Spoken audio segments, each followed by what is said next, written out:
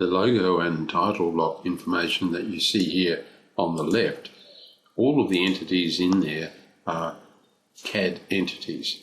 If we click on each one of them, you can see that that's a polyline, and there are a couple of circles to make the blurred looking O there.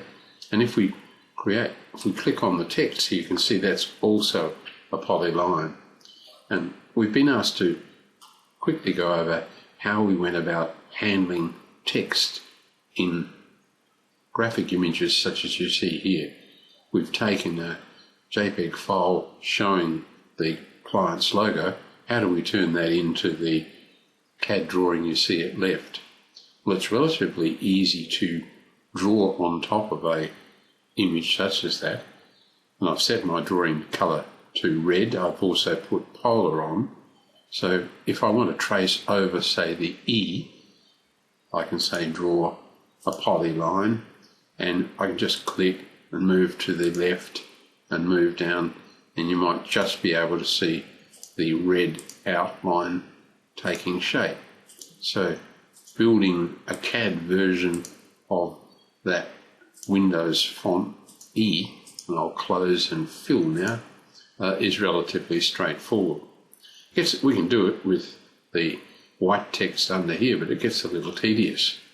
What we then can do is go to Format and set a text style, and I can set it as, say, Arial as my current style.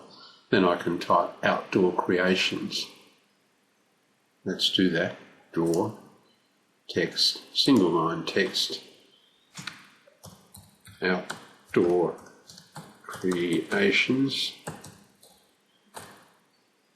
And you'll see as we pop the text down here and indicate a height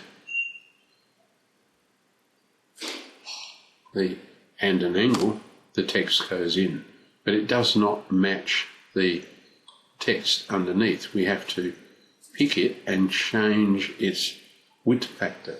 The width factor here is currently 1, so I'll try 1.3, and you can see we're nearly there. I'll just unselect all. We've got the right height, we're nearly there. So we can pick that text again. I suspect 1.35 might get close, needs to be about 1.37, and we're almost spot on.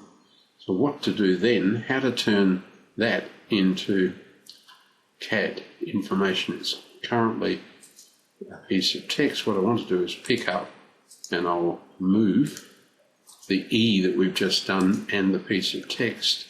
And gCADPlus has a very good mechanism for turning that text into individual elements. We can simply explode the text. So now each character in that text is an individual piece of CAD information, and that's what's been done over here. Once that's done, of course, we just remove that and change the colour from red to, let's say, 64, and we have the beginning of our logo there. And what I've also done in this one here is I've changed the text to white, and I've said it's going to have a border colour. Let me just illustrate how that's done. If I change the colour now to white, which is colour 255, the text will be invisible.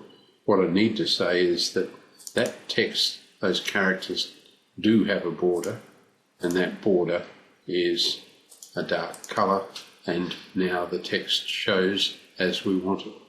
So there we have a little block which can be used in any drawing. We don't have to be conscious of getting a particular font there. It'll work wherever we are operating.